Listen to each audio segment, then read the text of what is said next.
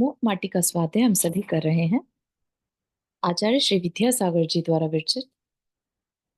मंगलम भगवान वीरो मंगलम गौतमो गणी मंगलम कुंद कुंदाद्यो जैन धर्मोस्तु मंगलम।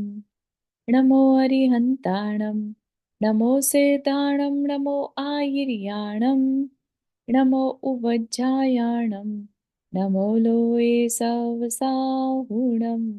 पंच परमेष्ठी भगवान की जय। अगले 45 मिनट के लिए सभी प्रकार के पापों को त्याग करके सभी 9 बार नमोकार मंत्र पढ़ लें।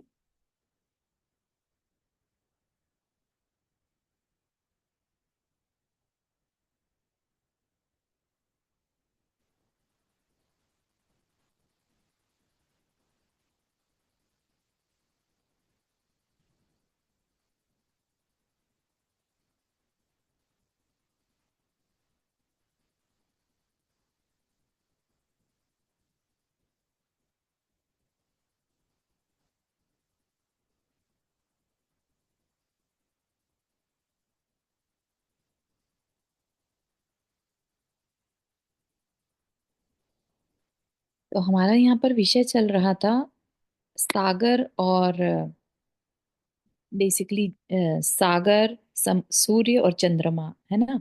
जो धरती का सारा वैभव चुरा कर ले जा रहे वो सागर। ठीक। और सूर्य जो है वो बहुत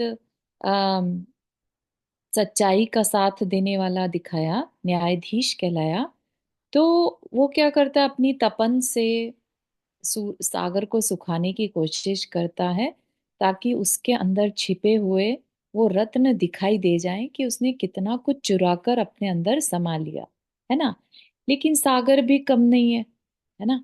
वो क्या करता है, सूरज की इस तपन को भी यूज करता है और बादलों को बनाकर, तपन से बादल बनेगा, बादलों को फिर से बरस कर फिर से वो अपने आप को पूरा भर लेता है। जितनी कमी पड़ी थी वो वापस से उसने अपना भर लिया।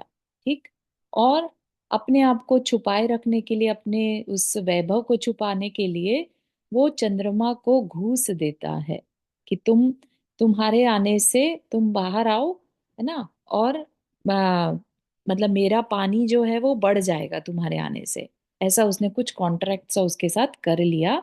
और उसके बदले तुम ऐसा करो, जितनी भी मिठास है ना मेरी, वो तुम एज अ घूस रख लो, है ना।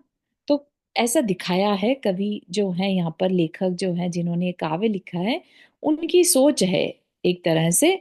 किस तरह से जब कोई घूस ले लेता है तो अंदर में ग्लानि का भाव तो आता ही है ना, कि मैंने ये कार्य उचित नहीं किया। तो इसलिए वो चंद्रमा जो है रात के समय निकलता है चोरों की भांति, और मुंह को छुपाकर। मुंह छुपाने का मतलब, चंद्रमा की जो कलाएं हैं, आधा अधूरा उसका चेहरा दिखता है और उसमें भी दाग रहता है। तो अपना, क्योंकि उसने गलत काम किया इसलिए उसको अपना मुंह छुपाना पड़ता है। तो इस तरीके से प्रकृति को यूज कर कर यहाँ पर हमें बताया गया। ठीक। फिर कहा कि धरती माँ धैर्य धारण करने वाली है ना। वो किसी के साथ भी, बुरा करने वाले के साथ भी स्वयं पलट कर बुरा नहीं करती। दया धर्म है उसके अंदर, ऐसा हमें बताया गया। ऐसा बताने का कारण क्या है, ये दिखाना कि हमें भी धरती जैसा बनना है। हमें सागर जैसा नहीं बनना है जो अपने स्वार्थ के लिए दूसरे को लूटे, है ना। इतना परिग्रह इकट्ठा करे कि दूसरा लुट जाए, उसकी दूसरे की परवाह ना हो और अपना स्वार्थ बस पूरा हो। हमें कैसा बनना, धरती जैसा। धरती की तारीफ की जा रही है यहाँ पर। तो धरती का भले ही कितना भी लुट जाए, लेकिन धरती के पास और भी बहुत सारी चीजें हैं जिनसे मोती, आ, मतलब धरती क्या है, धरती एक माँ की समान है ना। माँ ने आज्ञा करी, भाई ठीक है सागर, तुम मेरा जो वैभव था वो लूट रहे हो, लेकिन फिर भी मेरे पास मेरी आज्ञा मानने वाले बहुत हैं, है ना।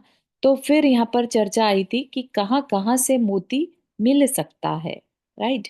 जैसे कि बांस है, नाग है, सूकर है, मच्छ है, गज है, मेघ है। ठीक है। आगे इस मेघ मुक्ता की थोड़ी डिटेल में बात चलेगी। तो इस वजह से यहाँ पर थोड़ा सा विषय बताया गया कि मुक्ता कहाँ कहाँ से, मोती कहाँ कहाँ से आ सकते हैं, है ना।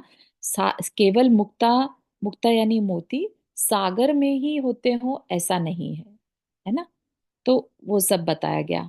अब उसके बाद कहा कि धरती में इतनी विशेषताएं हैं कि जब जिस किसी में विशेषता बढ़ने लगती है तो लोगों को उससे जलन होती ही है।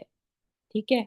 अच्छाई हर एक को हजम हो जाए, ये बहुत ही मतलब व्यवहार में देखने में नहीं आता। इन जनरल तो हमारे अंदर उसको लेकर जेलस ही उत्पन्न होती है। नंदा जी आपने हाथ रेस करें। हाँ, ये थोड़ा सा बता दीजिए। ये जैसे नागमणि होती है तो उसमें एक मोती होता है। हम्म। तो ये सूकर और ये मच्छ, इनका कभी सुना नहीं है। थोड़ा आप बताएंगे इनको किन कहीं पर रेफरेंस देके कि कहाँ पर सुना है इसके बारे में, कि मगरमच्छ में भी मणि होती है या? मगरमच्छ नहीं, मच्छ, मच्छ मतलब मछली। ठीक है तो ना। मछली में कहाँ मणि होती? हाँ। अब इनके बारे में बहुत ज्यादा डिटेल है नहीं, क्योंकि अपन ने वंश मुक्ता का भी जब पढ़ा था बांस में भी, हाँ, वो भी सरप्राइजिंग था। है ना। हाँ। तो वह भी अपन ने क्योंकि पढ़ा नहीं है इसका मतलब ये नहीं कि है नहीं, है ना। तो ऐसा कोई बहुत प्रकरण आता नहीं है। गजमुक्ता के बारे में, नागमणि के बारे में तो आता है। हाँ हाँ ठीक है हाँ। ना। लेकिन कभी ये नहीं सुना। आगे फिर मेघ मुक्ता, हमने कभी ये भी नहीं सुना कि बादलों में से मोतियों की बारिश हो रही हो। लेकिन वह भी यहाँ पर प्रकरण में आया है। ठीक है ना। अच्छा, तो ठीक है। उसका कोई एग्जाम्पल एज सच अवेलेबल नहीं है। अपन गूगल करेंगे तो शायद मिल जाए किसी कहानी में कहीं पर, लेकिन अभी तक पढ़ने में ऐसा रेगुलर में नहीं आया। ठीक। ठीक है, अच्छा। मुझे लगा मैंने मेरे को ही नहीं मालूम, नहीं अगर नहीं, हो सकता है आचार्य श्री ने भी ये सुना हो, लेकिन इसका कोई कहीं पर आया हो, कहीं पढ़ा हो, हाँ जैसे हम शास्त्र लोग में कहते। जरूर आता होगा, है हम्म ना। लेकिन सामान्य देखने में नहीं आता कहानियों वगैरह में भी। ठीक। तो हाँ, तो बात चल रही थी, अतिशय जब किसी का बढ़ता है, अतिशय यश बढ़ता है, तो बहुत सब लोगों को ईर्ष्या के भाव आने लगते हैं। तो ऐसे ही जब धरती का वैभव बढ़ा, धरती का जो है यश बढ़ने लगा। किस लिए बढ़ रहा था? क्योंकि और भी तरीके थे मोतियों को पाने के, है ना।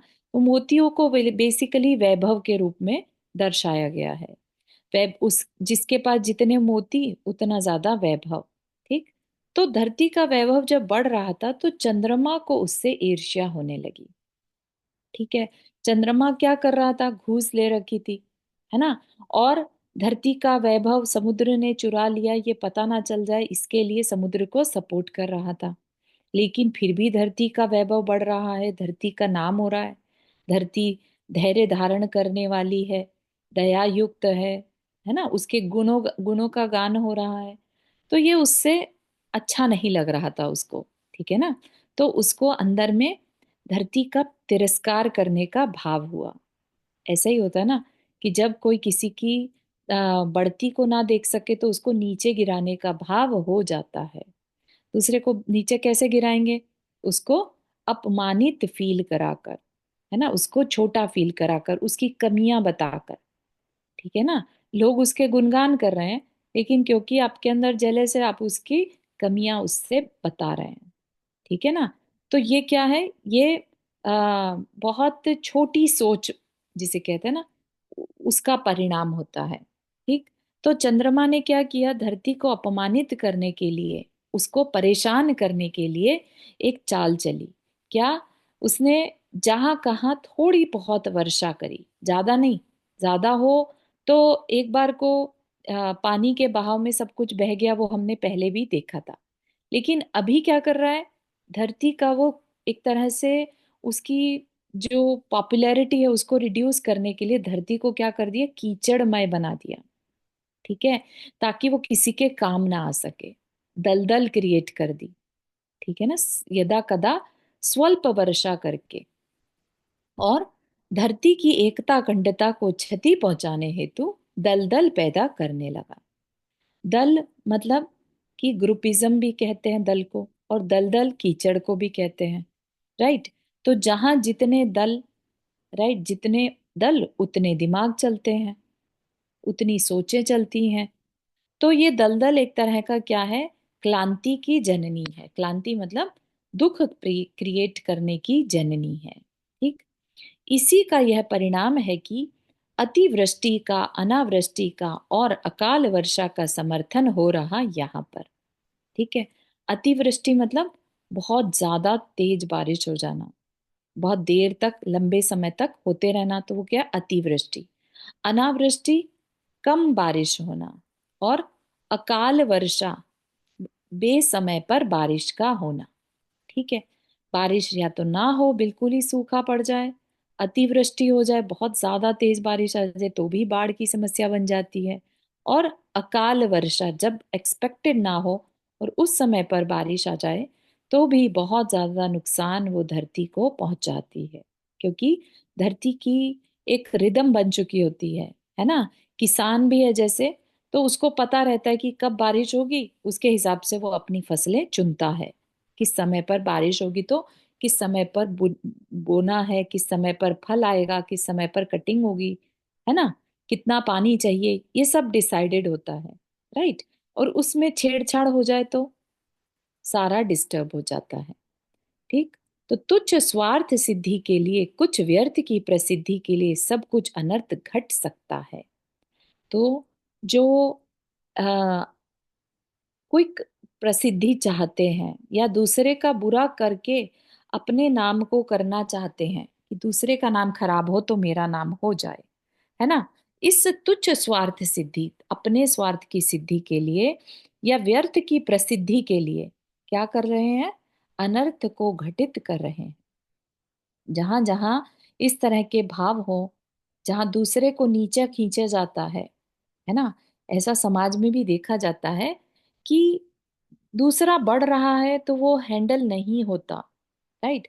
तो उसको नीचे खींचने की कोशिश करेंगे, अपने गुणों को बढ़ा लें वैसा नहीं, लेकिन जो बढ़ रहा है उसको भी नीचे खींचने की कोशिश की जाती है। तो अब ना तो तुम बढ़े, ना दूसरा बढ़े, है ना। तो वो समाज भी पीछे रह जाती है। ठीक। तो सब कुछ अनर्थ घट सकता है। वह प्रार्थना कहाँ है प्रभु से, वह अर्चना कहाँ है प्रभु की परमार्थ समृद्धि के लिए। ठीक है। जहां स्वार्थ सिद्धि है वहां परमार्थ समृद्धि कहाँ हो सकती है। राइट। तो ऐसे जहां पर कोई परमार्थ नहीं है, अपना आत्मा का कल्याण ही परमार्थ है। राइट। तो परमार्थ सिद्धि या परमार्थ समृद्धि, विकास, आत्मा का विकास वहां पर नहीं होने पाता। क्यों? क्योंकि ना तो हमने दूसरे के गुण सहन कर पाए, दूसरे के गुणों की तारीफ करने से वे गुण अपने अंदर भी प्रकट होते हैं। ठीक है ना। और अगर दूसरे के अंदर गुण सहन नहीं हो रहे हैं, इसका क्या मतलब है, हमारे खुद के अंदर भी बुराई बढ़ रही है। ठीक है ना। फिर क्या ही प्रभु से प्रार्थना करेंगे, क्या ही प्रभु की अर्चना करेंगे। अर्चना में क्या होता है, प्रभु का गुणगान किया जाता है। ठीक है ना। तो अब वो कहाँ गुणगान कर पाएगा, वो सब दिखावा होगा। राइट। तो उसमें से कहीं से भी आत्मा समृद्धि, आत्मा का विकास नहीं हो पाएगा। ठीक।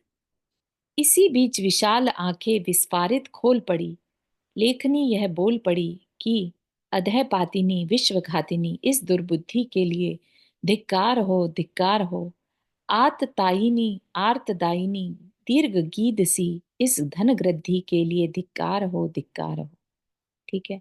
तो क्या हुआ, इसी बीच विशाल आंखें विस्फारित कर, मतलब कि अपनी बड़ी बड़ी आंखें खोलकर लेखनी बोल पड़ी, यानी कवि का मन भी बोल पड़ा यहाँ पर अपनी तरफ से कुछ ऐड करने के लिए।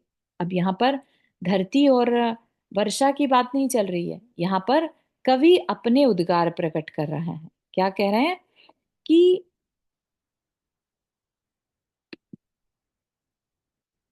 अधः पातिनी मतलब पतन की ओर ले जाने वाली, और विश्व घातनी, विश्व के सुख शांति को घात करने वाली क्या है, ऐसी मानव की दुर्बुद्धि के लिए धिक्कार हो। ठीक है। जो टेररिस्ट वगैरह होते हैं, जो दूसरों को मारने का प्रयास करते हैं, है ना। आगे भी जो कहा है, आताताई नहीं, आताताई क्या है? जो टेरर क्रिएट करे, आताताई शक्तियां कहते हैं ना, कि जो आक्रमण करे, अननेसेसरी आक्रमण करे, अतिक्रम करे, दूसरे को कंट्रोल करे, है ना, अपनी चलाए, कि हमारे हिसाब से सुनो नहीं तो तुम्हें मार दिया जाएगा। आर्तदायिनी, आर्त मतलब होता है दुख, दुख देने वाली, ये सब क्या है? दुर्बुद्धि। ठीक है। ऐसी दुर्बुद्धि के लिए धिक्कार हो, धिक्कार हो। और दीर्घ गीध सी, गीध का मतलब क्या होता है? दीर्घ गीध सी मतलब जो चील, ईगल बोलते हैं ना, ईगल का क्या मतलब? ईगल क्या करती है? ईगल मरे हुए प्राणियों को तो खाती ही है, साथ ही बहुत दूर से अपने शिकार को देखकर एकदम से उस पर झपट्टा मारती है। ठीक है ना। तो इस तरह की दीर्घ गीत की जो दृष्टि है, जिस तरह से धन के लिए ग्रद्धता भी एक तरह से उस गीत के समान ही है, जो दूर से अपने शिकार को देखकर झपट्टा मारती है, ऐसे ही धन वृद्धि के लिए बहुत लोग बहुत तरह की प्लानिंग करते हैं, है ना। अपन ने बहुत बार किसी किसी मूवी में भी देखा है, बहुत बड़ी बड़ी डकैतियां होती हैं, या बड़े बड़े घोटाले किए जाते हैं। ये किस चीज के लिए? धन वृद्धि के लिए, है ना। लोगों का मेहनत से कमाया हुआ पैसा भी लूट के ले लिया जाता है। ऐसी धन वृद्धि के लिए धिक्कार हो, धिक्कार हो, है ना। ये कौन बोल रहा है? लेखनी बोल रही है।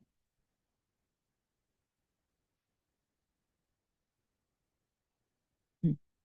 3-4 दिन हो गए, किसी कारणवश विवश होकर जाना पड़ा बाहर कुंभकार को।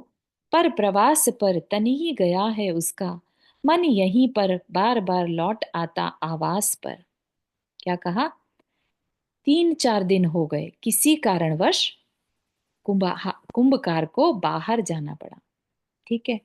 अब बाहर जाना पड़ा, कई बार ऐसा हमारे साथ भी होता है कि काम मजबूरी से जाना पड़ जाए कहीं, तो तन ही गया उसका, शरीर गया, मन वहीं पर घर पर ही वापस लौट आ रहा था। क्योंकि उसको चिंता थी, किसकी? अपने कलश की। जो शिल्पी ने कलश बनाया था बड़े मन से, है ना, बहुत मेहनत से, बहुत लंबे प्रोसेस के बाद, कहा तो मिट्टी लेके आया, छाना, उसको भिगाया, फिर उसको शेप दिया, सुखाया, है ना, उस पे आर्टिस्ट्री करी, राइट।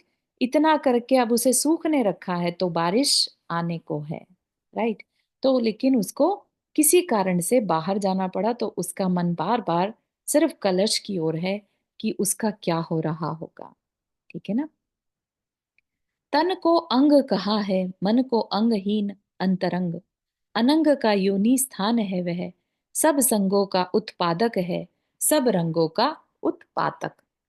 क्या कहा? तन को अंग कहा है, शरीर भी क्या है? एक बड़ा सा अंग ही तो है, राइट। उसके अपने अपने अवयव हैं, मान लिया, लेकिन वो एक टूल है ना। तो तन को अंग कहा है, मन को अंगहीन अंतरंग। ठीक है। मन को अंगहीन, मन को अंग नहीं कहा, मन उससे बाहर है, इसीलिए शरीर तो जा सकता है, राइट। मन उसके साथ जाए जरूरी नहीं है।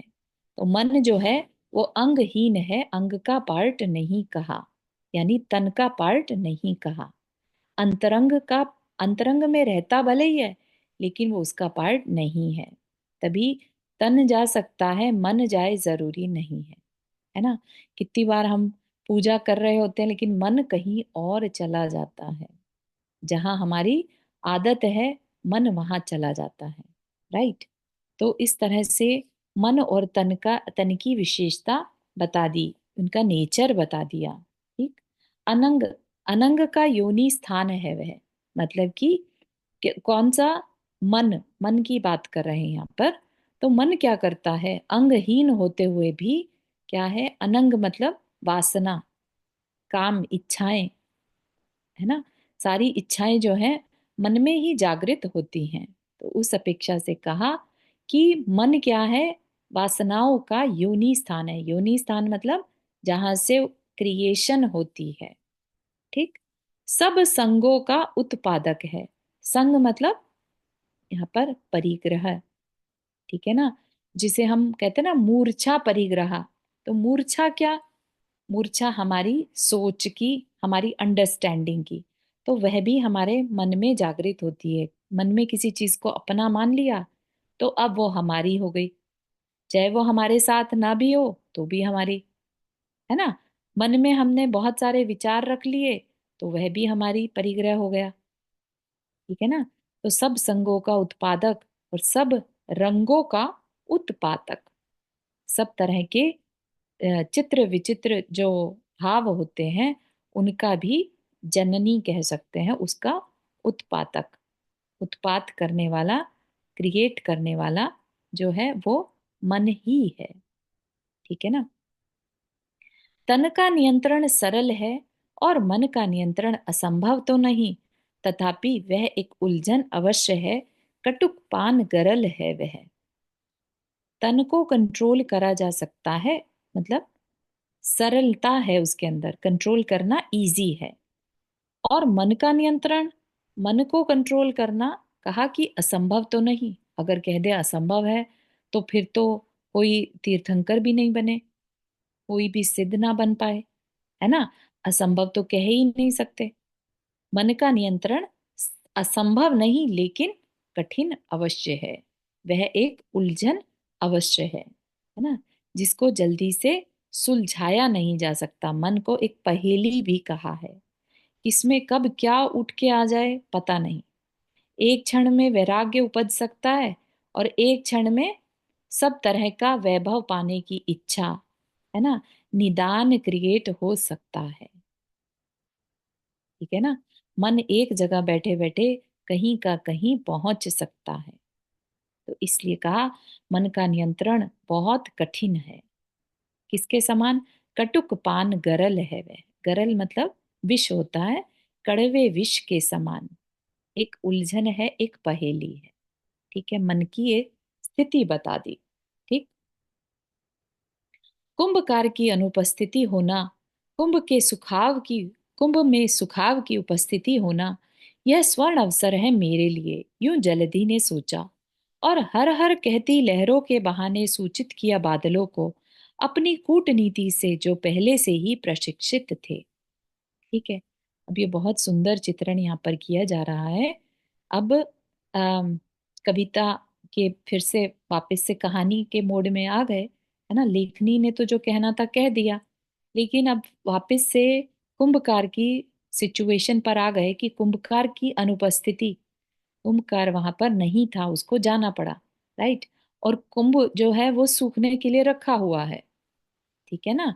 तो ये किसके लिए स्वर्ण अवसर? स्वर्ण अवसर किसे कहते हैं? एक गोल्डन अपॉर्चुनिटी। गोल्डन अपॉर्चुनिटी जो बहुत रेयर होती है, ऐसी रेयर अपॉर्चुनिटी आ गई किसके लिए? जलधि के लिए, यानी सागर के लिए। सागर को ऐसा लगा कि अरे कुंभकार तो है नहीं और कुंभ सूखने रखा हुआ है ना। कुंभ को वो क्या मान रहा है? धरती का ही पार्ट मान रहा है। ठीक है ना। तो उससे बदला लेने के लिए उसके पास एक स्वर्ण अवसर मिला। तो उसने क्या करा? हर हर कहती लहरों के बहाने सूचित किया बादलों को, लहरों को हिलाया डुलाया। लहरें सागर से ही बनती हैं, सागर का ही अंश है ना। तो उसने सागर में लहरों को हिलाया, किसके लिए? बादलों को सूचित करने के लिए। किस लिए? बादल क्या करते हैं? सागर से जो जल वाष्प बनता है उससे बादल क्रिएट होते हैं, है ना। तो सागर का बादलों पर कंट्रोल है। राइट। तो बादलों को उसने पहले ही प्रशिक्षित किया हुआ है कि जब मैं सूचित करूं तब बरस जाना। ठीक है ना। तो कहा कि बादलों को सूचित कर दिया अपनी कूटनीति से जो पहले से ही प्रशिक्षित थे। कूटनीति होती है अपनी चालबाजी से। ठीक है। जो राजनीति कहता ना, राज करने वाली नीति, और कूटनीति होती है धोखा देने वाली नीति। ठीक है। तो अब इस समय स्वर्ण अवसर क्या मिल रहा है उसको? एक तरह से धोखा ही दिया जा रहा है। राइट। तो जब कुंभकार है नहीं उस समय पर बरस जाओ, ताकि वो उसको बचा ना पाए। राइट। तो ये कूटनीति जो पहले से ही प्रशिक्षित थे। जलधि जड़धि है, इसका भाव बुद्धि का अभाव नहीं, परंतु जड़ यानी निर्जीव चेतना शून्य घटपट पदार्थों से धी यानी बुद्धि का प्रयोजन और चित्त की अर्चना स्वागत नहीं करना है। क्या कह रहे हैं यहाँ पर?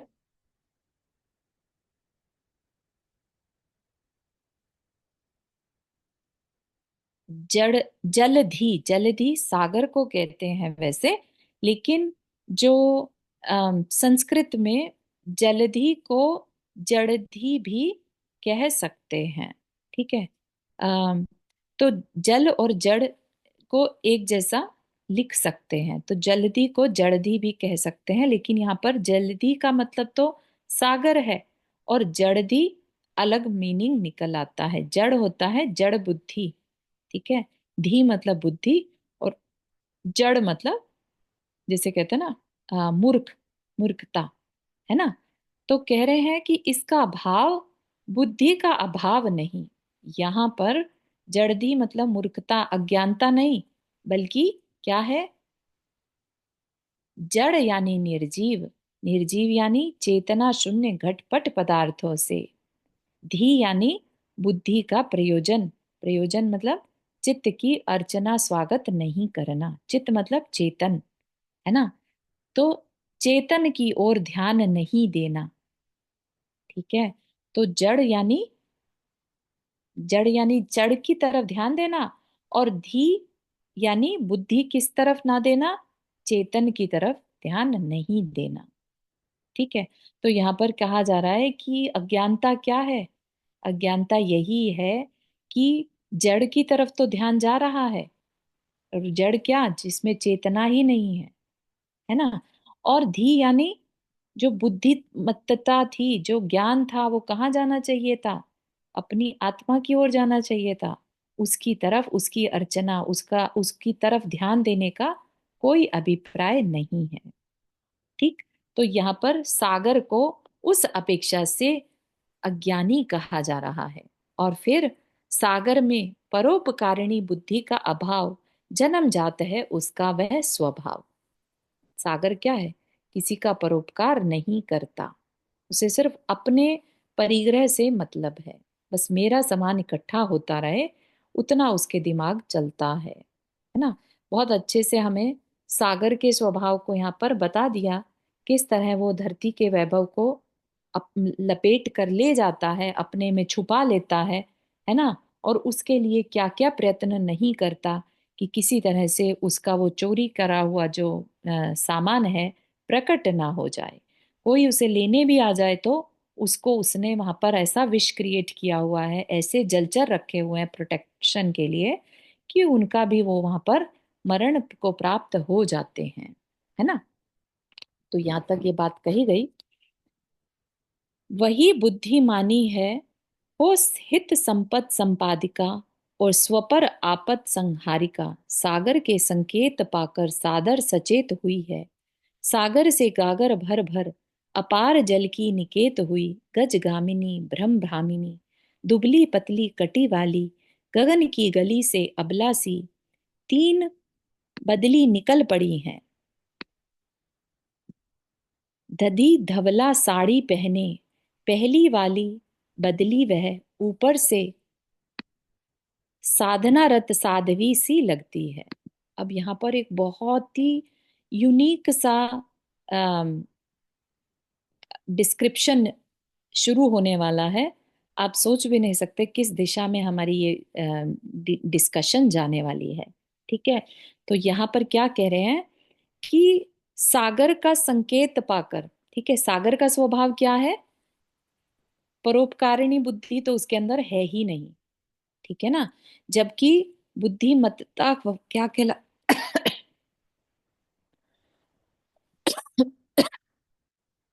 बुद्धिमानी क्या कहलाती है?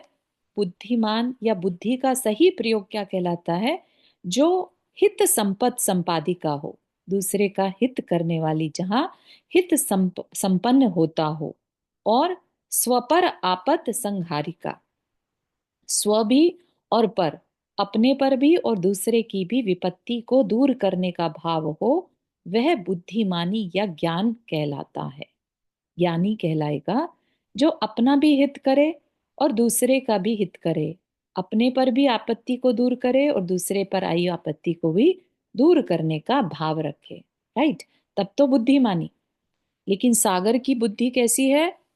परोपकार का अभाव है उसमें, और यह उसका जन्मजात स्वभाव है। ठीक? तो उसके इस स्वभाव के कारण क्या किया सागर ने? सागर ने संकेत किया, है ना? और उसके संकेत को पाकर कौन सचेत हो गई? सादर सचेत हुई। कुछ तो हुई ना? तो सागर से गागर भर भर अपार जल की निकेत हुई कौन? गज गामिनी भ्रम भ्रामिनी, दुबली पतली कटी वाली, गगन की गली में अबला सी तीन बदली। तीन बदली मतलब बदलियां समझते हैं, राइट? छोटे बादल, बेसिकली उनको बदली कहा जाता है। राइट? तीन बदलियां चल पड़ी, तैयार हो गई। किसके कहने पर? सादर, सागर का संकेत पाकर, है ना? अभी हमने थोड़ा सा पहले पढ़ा था किस तरह से सागर बादलों को सूचित किया सागर ने अपनी लहरों की आवाजों से, हर हर आवाज से। ठीक है ना? तो अब सागर का संकेत पाकर कैसी हैं वो तीन बदलियां? तो कहा गजगामिनी। गजगामिनी मतलब बहुत सुंदर चाल वाली। ठीक है? चंचल, ब्रह्म भामिनी, घूमने फिरने में जो जल्दी जल्दी भ्रम भ्रम करे, ब्रह्म भामिनी, दुबली पतली कटी वाली। कमर कैसी है? दुबली पतली कमर वाली, यानी एक स्त्री के साथ गगन की गली में अबला सी। जैसे गली में अबला चल रही हो, ऐसी वो तीन बदलियां चल पड़ी। ठीक है? अब पहली वाली बदली कैसी थी? जैसे कोई सफेद साड़ी पहने हुए, वह बदली कैसी थी? सफेद साड़ी, दधी धवला साड़ी। ठीक है? दधी, दही को कहते हैं, है ना? धवला, सफेद, दधी के समान सफेद साड़ी पहने वाली बदली, वह ऊपर से। अंदर से तो उनका अभिप्राय क्या है? अभिप्राय है बरसकर और कुम्हार के यहाँ पर जो सूख रहा है घड़ा, उसको भिगा देना, उसको नष्ट कर देना। राइट? लेकिन क्योंकि उसने श्वेत वस्त्र पहने, श्वेत वस्त्र प्रतीक है किसका? अच्छे भावों का, है ना?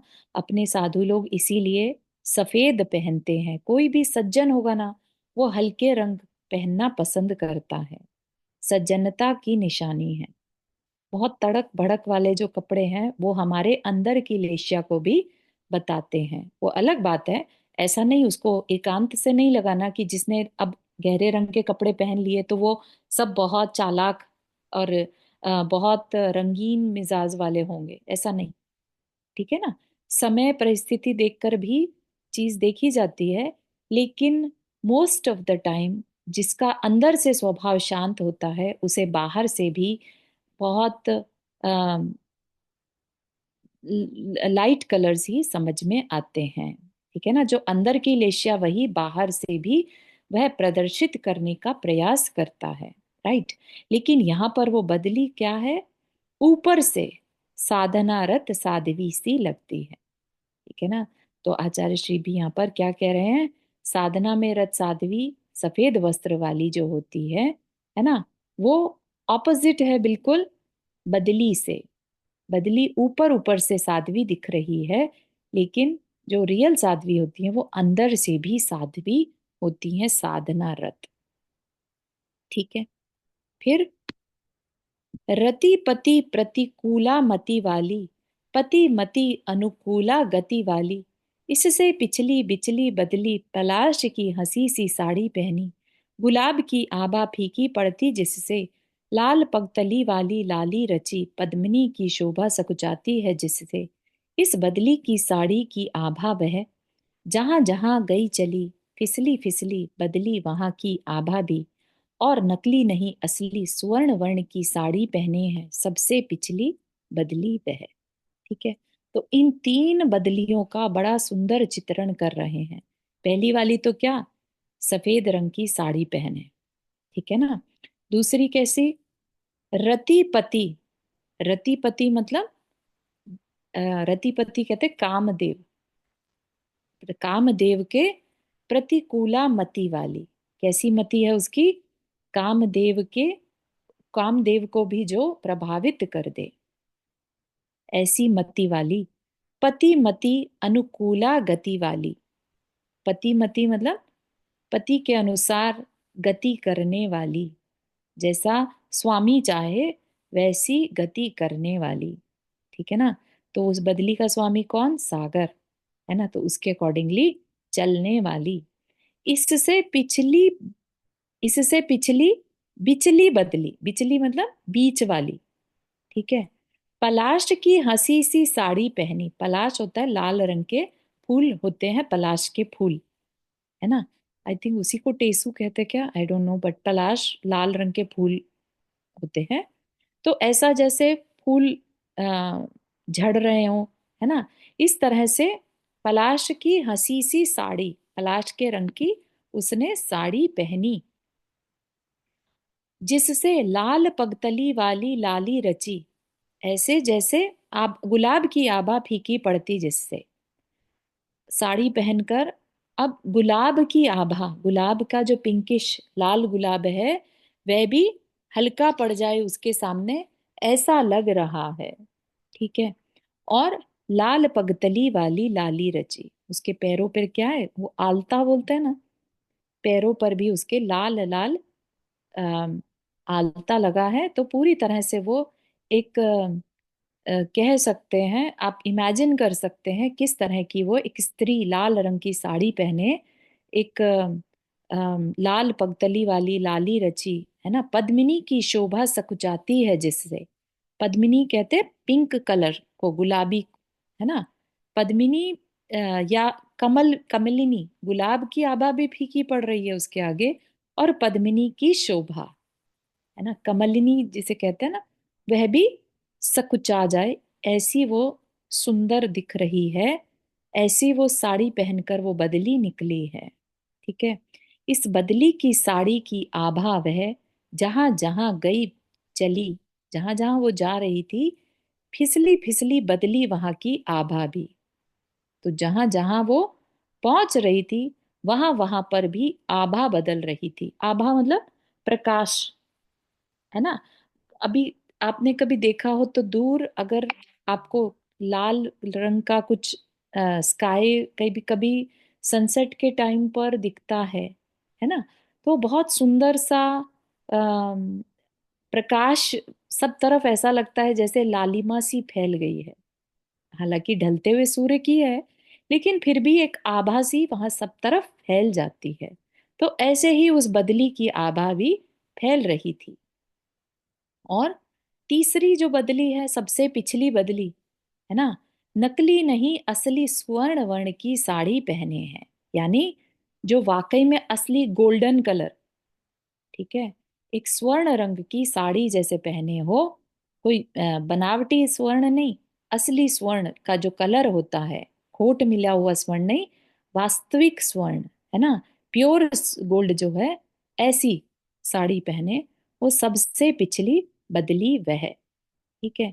अब बहुत अच्छी डिस्कशन यहाँ से चालू होने वाली है, जिसमें कि स्त्री पक्ष की क्या क्वालिटीज हैं, उनके जिन जिन नामों से उन्हें बुलाया जाता है, उन उनको बताया जाएगा आगे, है ना। अच्छा सुंदर वर्णन है, अपने सब मेजोरिटी यहाँ पर स्त्रियां ही हैं ज्वाइन करे हुए जो हैं, तो अच्छा लगेगा सुनकर कि आचार्य श्री के भाव स्त्रियों को लेकर क्या थे।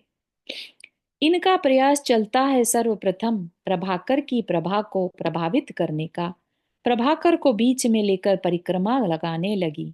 कुछ ही पलों में प्रभा तो प्रभावित हुई, परंतु प्रभाकर का पराक्रम वह प्रभावित पराभूत नहीं हुआ। उसके कार्यक्रम में कुछ भी कमी नहीं आई। ठीक है ना। तो प आप नोटिस करिए, प्र कितना ज्यादा यूज हुआ यहाँ पर, ये भी आई थिंक अनुप्रास अलंकार कहते हैं ना, जिसमें एक ही अक्षर बार बार यूज हो। इनका प्रयास चलता है सर्वप्रथम, इनका किनका, बदलियों का, कि हम सूर्य को प्रभावित कर दें। सूर्य की जो आभा जिससे कि सागर तप रहा था, उसको प्रभावित करने का उन्होंने मन बनाया। ठीक। तो क्योंकि जब भी बारिश होती है, सूर्य नहीं दिखता मोस्टली। जिन जगहों पर सूर्य होगा तो बारिश नहीं होगी, बारिश होगी तो सूर्य नहीं होगा, है ना। दोनों हो बहुत रेयर होता है। तो उन्होंने भी मन बनाया कि चलो पहले सूर्य को प्रभावित करते हैं। ठीक। तो चक्कर लगाने लगी, परिक्रमा लगाने लगी उसकी। तो उससे परिक्रमा लगाने से क्या हुआ कि सूर्य की प्रभा, यानी जो पत्नी बेसिकली यहाँ पर बताई है, सूर्य की पत्नी को प्रभा कहा। ठीक है ना, जो हमेशा सूर्य के साथ रहती है, सूर्य की चमक, उसकी किरणें। राइट। तो कुछ ही पलों में प्रभा तो प्रभावित हुई, बदली से उस पत्नी, वह पत्नी तो प्रभावित हो गई, पत्नी यानी वह भी स्त्री दिखाई है। राइट। तो स्त्री होकर भी वह प्रभावित हो गई बदली से। परंतु प्रभाकर का पराक्रम वह प्रभावित, पराभूत नहीं हुआ। ठीक है। सूर्य जो था उनसे इम्पैक्टेड नहीं हुआ। सूर्य ने अपने पराक्रम को नहीं छोड़ा और उसके कार्यक्रम में कुछ भी कमी नहीं आई। वह अपनी हीट को वैसे ही देता रहा। किरण भले ही उसकी ना दिख रही हो, लेकिन अपनी हीट को उसने नहीं छोड़ा। राइट। और अपनी पत्नी को प्रभावित देखकर प्रभाकर का प्रवचन प्रारंभ हुआ। ठीक है। अब प्रभाकर जो है यहाँ पर बहुत एक, जैसे कहते हैं ना, मूल्यों को मानकर चलने वाला कैरेक्टर। ठीक है। जिसकी बहुत स्ट्रॉन्ग वैल्यूज हैं, ऐसा कैरेक्टर दिखाया है प्रभाकर का, सूर्य का। हमने पहले भी देखा था, जिससे जरा सी भी दूसरे के ऊपर करी गई, जैसे कि सागर धरती का सब कुछ छीन कर ले जा रहा था, तो ये सूर्य से देखा नहीं गया, है ना। एक तरह की अ, दूसरे की तकलीफ उससे देखी नहीं गई। यहाँ पर भी क्या हो रहा है कि बदलियां जो आई, उन्होंने प्रभा को प्रभावित कर दिया। और प्रभाकर को लग रहा है कि तुम पत्नी होकर, स्त्री होकर उन बदलियों से प्रभावित हो रही हो, है ना।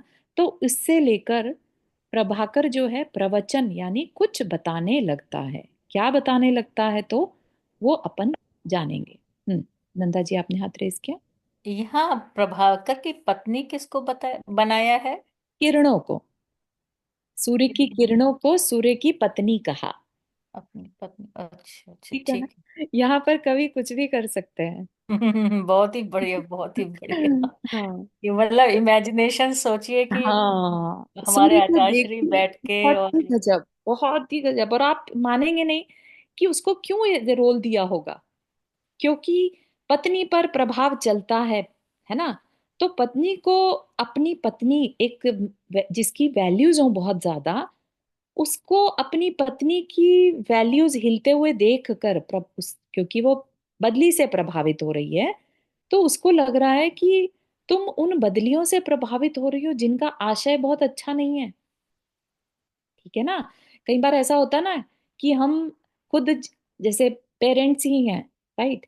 उनके बच्चे अगर गलत संगति करें, तो बच्चों को ये कहते हुए पाए जाते हैं ना कि हम, क्या हमने यही वैल्यूज दी थी तुम्हें, क्या यही सिखाया था तुम्हें कि ऐसे बच्चों के साथ घूमो जिनकी कोई वैल्यूज नहीं है ना। या इस तरह के कामों में इंडल्ज हो, यही वैल्यूज दी थी हमने। तो इसी तरह से प्रभाकर को भी फील हो रहा है कि ये क्या, ऐसा कैसे हो सकता है, मेरी पत्नी होकर वो इन बदलियों से प्रभावित हो जाए। ठीक है ना। तो कहा प्रवचन प्रासंगिक है, पर है सरोष। अतीत के असीम काल प्रभा में स्त्री समाज द्वारा पृथ्वी पर प्रलय हुआ हो, सुना भी नहीं, देखा भी नहीं। प्रलय हेतु आगत बदलियां ये क्या अपनी संस्कृति को विकृत छवि में बदलना चाहती हैं। अब यहाँ पर बहुत ही सुंदर विजुअल कह सकते हैं दिया गया है। क्या है? प्रवचन प्रासंगिक है। प्रासंगिक होता है जब जो टॉपिक चल रहा हो उससे काफी मैच करता हो, उसको कहते हैं प्रासंगिक है। ठीक है। पर है सरोष। सरोष मतलब थोड़ा एग्रेसिव है। ठीक है। थोड़ा अंदर के भाव बाहर आ रहे हैं, इसलिए एग्रेशन दिखाई दे सकता है। तो कहते हैं कि अतीत के असीम, असीम होता है सीमा रहित, है ना। पास्ट में कहीं पर भी तुम जाकर देख लो। किसको प्रवचन दे रहे हैं? बेसिकली पत्नी को दे रहे हैं, ठीक है ना। तो क्या कह रहे हैं कि पास्ट में कहीं पर भी तुम जाकर देख लो, स्त्री समाज ने कभी भी पृथ्वी पर प्रलय नहीं लाया। स्त्री कारण भले ही बन जाए, लेकिन स्त्री स्वयं पृथ्वी पर प्रलय लाई हो, यह कभी ना सुना ना देखा। प्रलय हेतु आगत, प्रलय करने के लिए जो आई हुई बदलियां हैं, उनको कह रहे हैं। एक्चुअली पत्नी को नहीं कह रहे आप, उन पत्नी बदलियों को कह रहे हो कि ये बदलियां क्या अपनी संस्कृति को विकृत छवि में बदलना चाहती हैं। किन संस्कारों की बात कर रहे हैं? स्त्री संस्कार की। ठीक है। स्त्री पने की। स्त्री पने की जो छवि है, उसमें क्या वो विकार विकृत पना लाना चाहती हैं, उस पे एक दाग लगाना चाहती हैं, है ना। तो यहाँ पर इस चीज को आगे भी अब स्त्री पर्याय के ऊपर ही उनकी अलग अलग पोजीशंस, उनके अलग अलग भावों को यहाँ पर प्रेजेंट किया जाएगा। ठीक है। तो एक बहुत सुंदर चर्चा अपने सामने दी जा रही है। तो आई होप इनफ क्यूरियोसिटी है अगली इस क्लास के लिए। ठीक है। यहाँ तक के किसी को कुछ पूछना या शेयर करना है?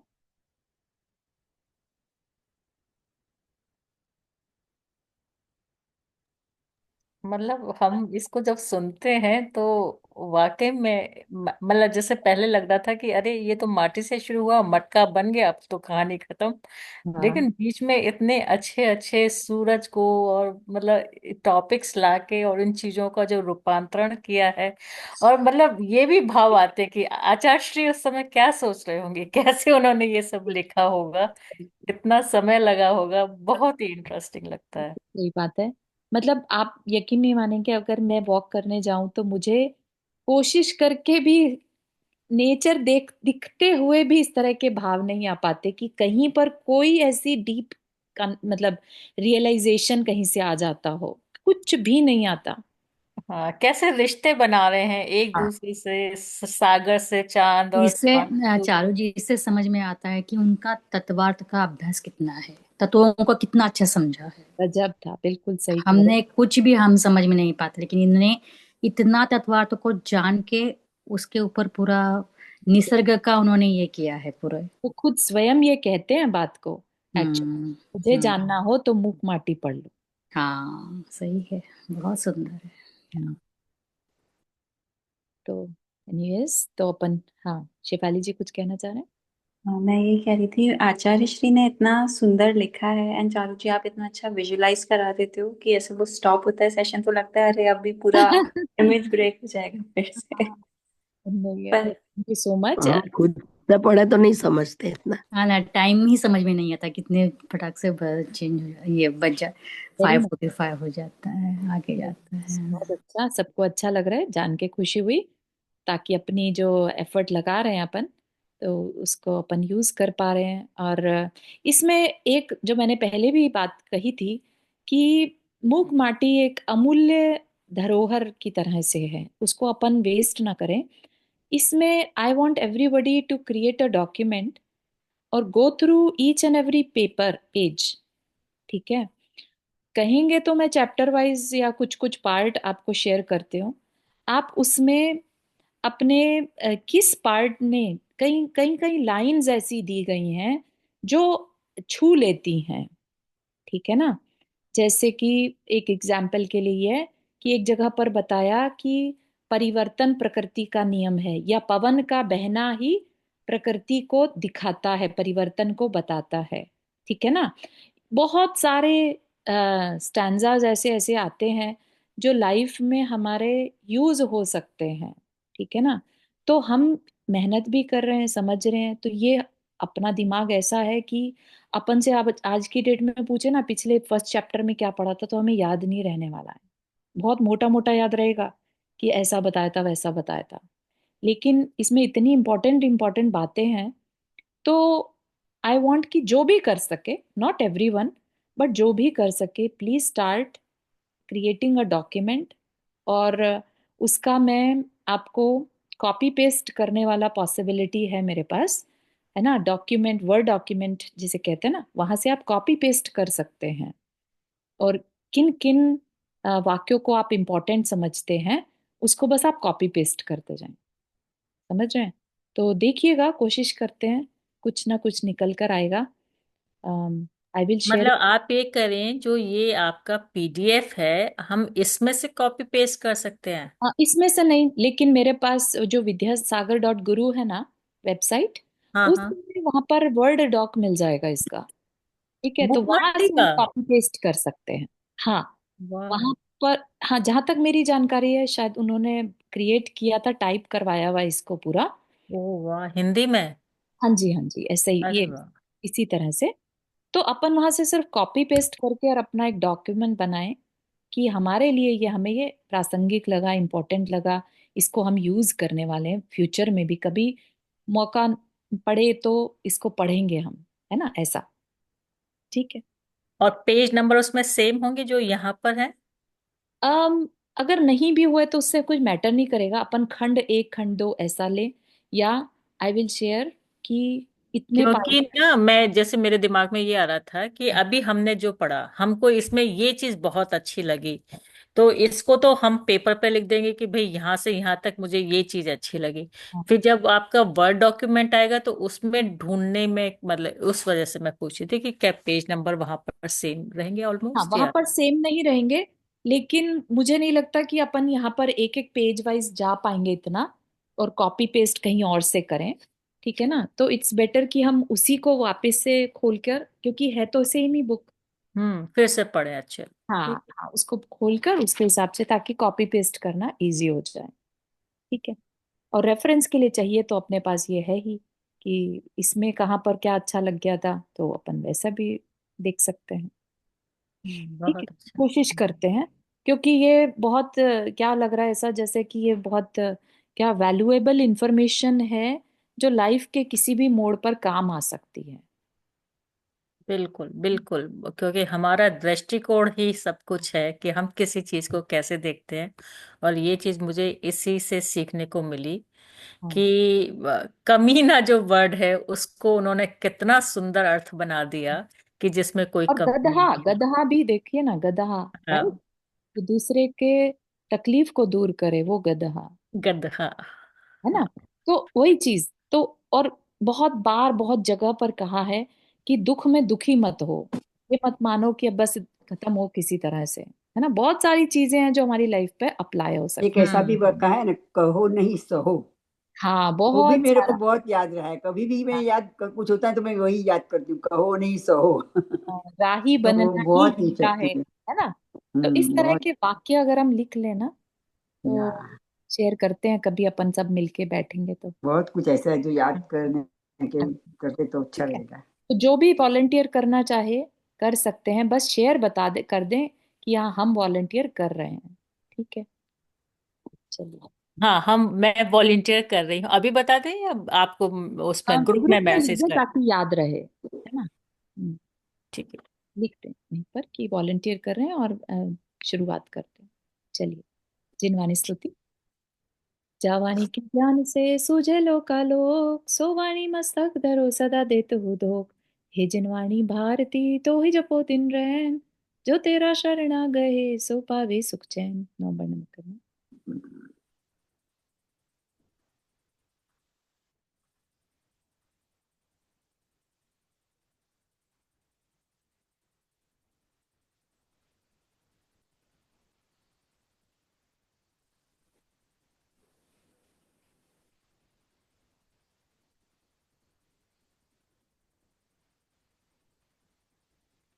सभी को जय जिनेन्द्र। जय जिनेन्द्र। जय जिनेन्द्र। जय जिनेन्द्र जय सभी जिनेन्द्र को। सभी को। जय जय।